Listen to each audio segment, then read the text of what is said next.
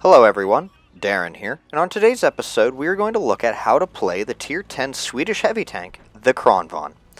This tank is considered not to be the best out of all the Tier 10 autoloading heavies, but it is still a very capable tank. So today, we will look at the key differences that set the Kranvagn apart from its comrades, the T-57 Heavy, the AMX-50B, and the Machine. So let's get started. Now, the armor of the Kranvagn is like hot and cold. The turret armor is arguably the best frontally out of all four autoloading heavy tanks, but everywhere else on the tank is very weak and susceptible to easy pens by even Tier 8 tanks and artillery.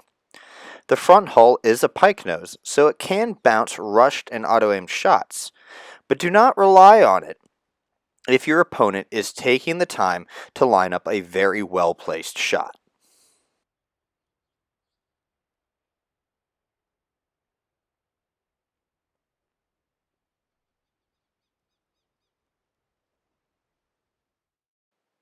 Now, mobility on the Kranvagn is pretty good at 60 kilometers per hour forward speed, although I rarely ever see that unless I'm going downhill. Even though the Machine and the 50B are faster, you will have no problems getting to where you need to go. And with a respectable 18 kilometers per hour reverse speed, you will have no problems getting out of trouble if you make a mistake.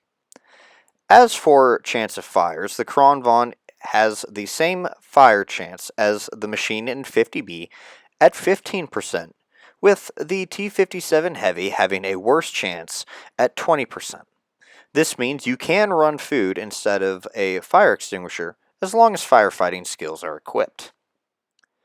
Now, regarding the gun, it has the worst accuracy out of all four autoloading heavy tanks at .36, with the other three all having .35.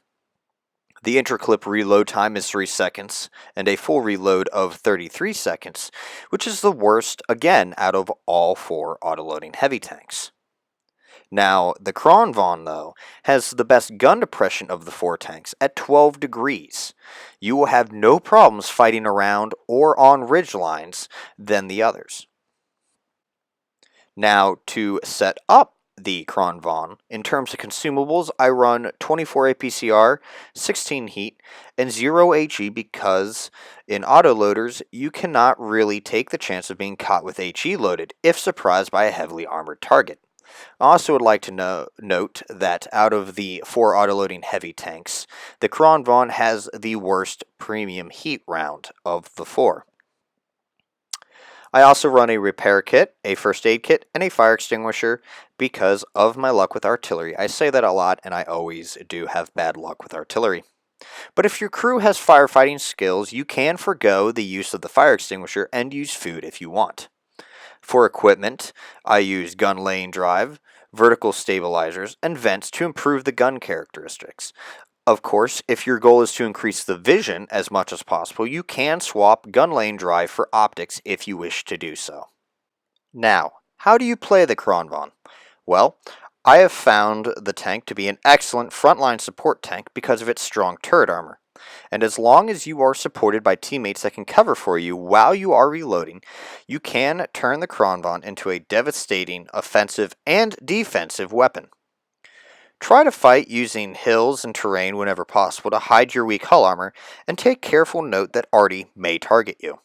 Lastly, as with all autoloaders, never go anywhere alone, as once your clip runs dry, there will be nothing stopping the enemy team from rushing you and sending you back to the garage. Now that covers the important aspects of the Kranvagn heavy tank and how to set it up and play it. Now let's take a look at some gameplay. So here we are on Hidden Village. It is an encounter battle. I'm starting up in the north spawn. Both spawns seem to have a somewhat of a balance when it comes to fighting, the way you're going to see in the G4-5 area. It's pretty much a balance there. But it's encounter. I know that the cap is going to be in the village, so I'm not going to go village because the way that the terrain is set up, it's kind of like steps. and I don't mean like the map, I mean like staircase, where it's varying degrees where the highest can view down onto the other flanks. So what you're seeing right now is I'm going to go up to the location to where the terrain is not really the best suited for me, but it is still more suitable than fighting anywhere else on the map. So I'm reloading, I'm communicating to my team, and you're going to see that constantly throughout the game, of me constantly communicating when I trigger my reload, when I'm halfway done with my reload, and then I just pump shots. But you're also noticing that most of my team is going to the base. I always frown upon going village, but in this case, this very rare case, it works out. Now, I'm struggling to reach that 60 kilometers per hour. Like I said, I rarely reach that speed unless I'm going downhill, but in this case, it is the terrain here that is preventing me from going up to where I need to go. And instead, the M60 on the enemy team beats me to the location that I wanted to go to, because it had that rock in the middle that allowed me to hide its lower plate of the Kranvagn, and there was no artillery, so that means I didn't need to worry about death from above. Now, the Kranvagn has a very low hull, so it allows me to even make use of terrain that most tanks can't use to hide their lower plate, and I can make use of even the shallowest of dips to become a very effective pillbox. So, I peeked out earlier there to get a shot on the Action X, but the 705A rolls out, and I didn't really want to take a risk of getting shot by that large gun.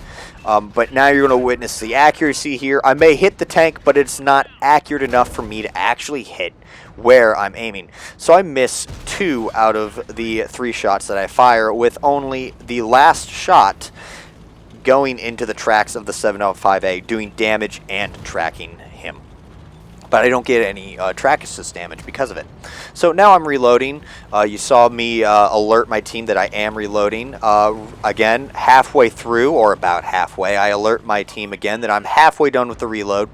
And now I'm kind of just peeking out, trying to find shots of opportunity, or at least try and scare some tanks back into cover to allow me to pop out and shoot at other tanks without having to worry about getting shot in the side of the turret. 57 Heavy, I'm going to hold my shot because I don't have a clear shot on him. But the T10 presents himself with his pike nose that allows me to not only track and do damage to him, but I also ammo racked him as well. But he manages to repair his tank before I can put the final shot into him. I thought I was hitting his tracks, but instead I guess I was just penning him there on his pike nose. And my last shot only did a critical hit. At this point now, again, I'm just reloading. I'm making use of the terrain to hide myself. I have teammates covering me, managing to reload here. And now I'm just waiting to have a shot of opportunity for anything. Now, I saw the Action X was being gutsy there. I was hoping he'd roll around the corner. I apologize for the frame rate drop. I was having connection issues at the time of recording this. And pretty much right now, I'm just waiting. I want to rush in on the Action X now that he's a one-shot, but I know that if I roll around this rock to his 6, I will get punished by the 705A, the 57 Heavy, and the IS-7 that is back there behind the E4 and the Action X. And I put a shot into the IS-7 tracking him instead of doing any damage. The Action X, for some reason, just rolls out broadly, and I finish him off with a shot. And now I try to put another shot into the IS-7, but it bounces, and instead my shot does drive him to fall back into cover. And now it's at this point, even though I had a round left, I decided to trigger a reload because I wanted to have the full clip potential instead of having the opportunity to fire 4 rounds, but only having 1 round available. So I figured that it'd be a safe time right now to trigger the reload. And since I'm almost done with my reload, I'm going to push up onto the 705A, especially since I saw that the IS-7 fired his shot and is reloading. So I was safe from that flank.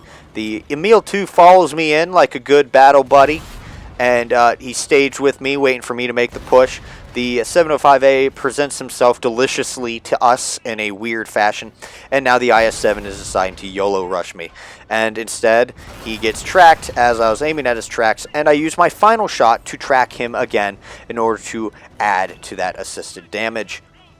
And now I'm caught reloading, but my team does an excellent job of taking care of him before he can put another shot into me. And as of right now, it's looking to be a very, very good game. I have 2,791 damage dealt with 3,408 assisted damage. And I'm almost reloaded. I'm pushing up onto the 57 Heavy, but alas, the Death Star manages to take care of him before I can put a one round into the 57 Heavy. Overall, it was a very, very good game in the Kranvagn on a map that really did not favor the Kranvagn and its playstyle. And as you can see here in the results screen, I do over 6,000 combined damage, again on a map not best suited to the tank, but a tank suited to the terrain. Overall though, again, a very good game. And that concludes today's video on how to play the Kranvagn. I'd like to thank you all for watching. If you enjoyed the video, hit that thumbs up. And if you want to see more videos like this one, don't forget to click on the subscribe button. But until next time, this has been Darren of WotC Academy.